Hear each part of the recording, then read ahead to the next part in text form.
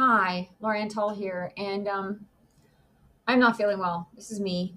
Um, I am not feeling well at all. I wanted to record this little video though about low dose naltrexone, so because I can concentrate right now, it'd be easier for me to record a video about it and talk about it than it would be if we write something about it. Low dose naltrexone is this drug that they normally give to patients for to get them over an addiction, but when they gave the medication to AIDS patients, they discovered that at low doses, it did something to the autoimmune immune system. It gave it a little bit of a jolt, you might say.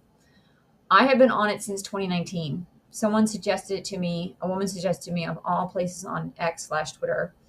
And I found a way to get it through the mail versus going to a doctor. So from, I think, 2019 to roughly 2020 20, I think, for like a year or 2 years, I was ordering it online and getting it. But then they changed the rules and they changed the laws about being able to get this medication.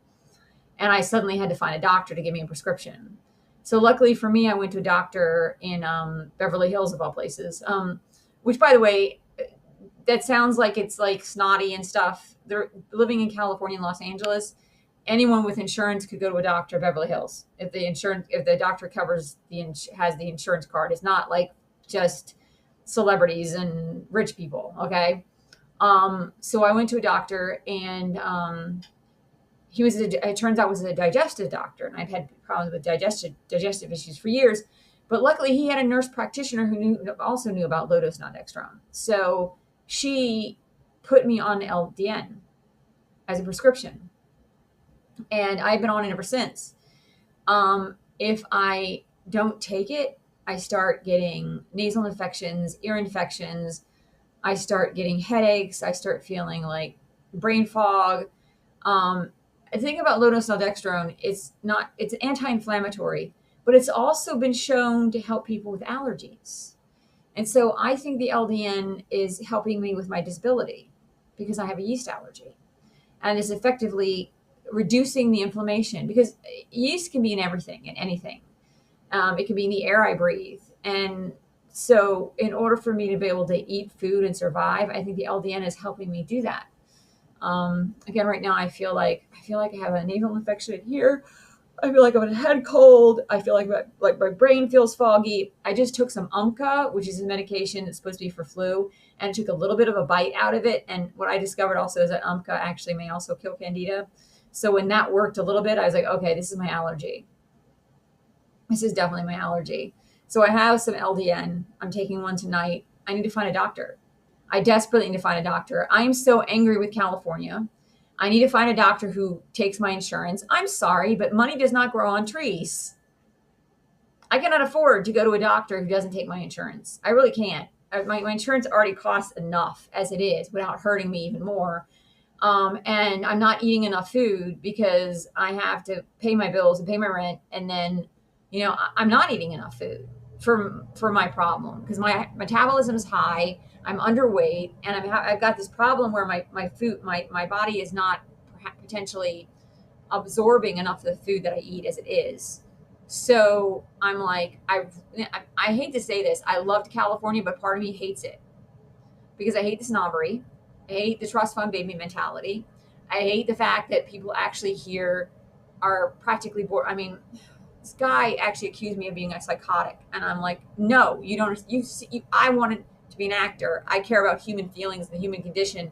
So he labels me as that while simultaneously thinking he's an actor because he took one class and did a play.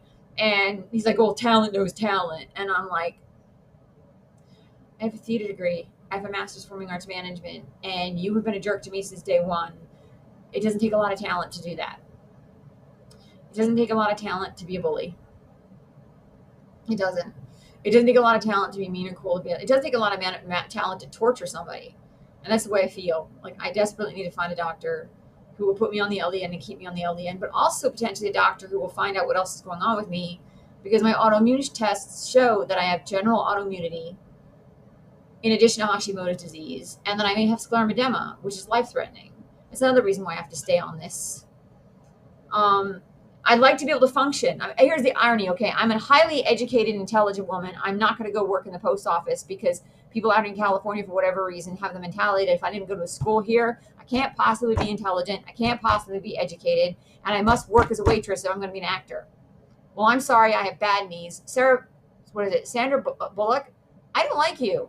It's almost like your attitude is, there was a video I saw with her. She's going around telling everyone how actors should be waiters. And I'm thinking, you have the same mentality as our current POTUS, who wants to have everyone get a trade skill and work at a factory versus getting an education so they can actually question what the current POTUS is doing.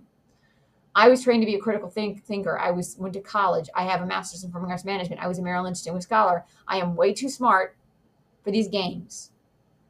You want to make me into someone you want to degrade and demoralize because I got an education because I'm educated, then you're the mean girl and you're the mean girl in high school who waved her pom-poms and like, Laura's weird or this and that, and made fun of me for getting good grades. And I'm like, I'm not putting up with that. Plus, here's a question for all of you out there. Can someone actually buy a house on a waitress's salary in California?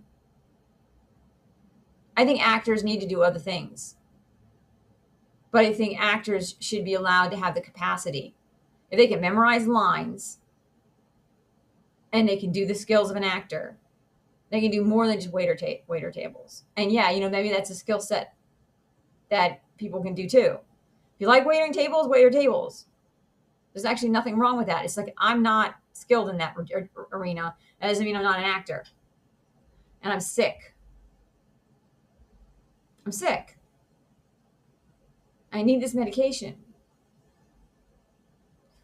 That doesn't. I feel like I'm gonna come across snotty or whatever, but I'm sorry. I was told in the 12th grade I have the reading ability in the 6th grade I was told I have the reading ability of a 12th grader. And I feel like people are not accepting that. I don't need you to validate my intelligence. I already know I am. You want to knock me down and insinuate if I say something really dumb or stupid, because I occasionally do because I'm human, or I make a mistake, it's not going to change the facts of my life. It's not going to change the facts that I'm Mensa qualified. Not going to change the fact that I remember things that other people don't remember. It's not going to change the fact that if I love a book, I'll read through it real fast. So, yeah. And I also don't like the FDA because this little pill, Low Dose Naltrexone, should be FDA approved for all kinds of autoimmune diseases, including Hashimoto's disease. It should be an option for every patient who's suffering. It doesn't work for everybody. But for some people like me, it's the difference between me being able to function and get out of bed and me getting so sick. I'm actually afraid that if I don't use this, I might end up dead because my yeast allergy is that bad.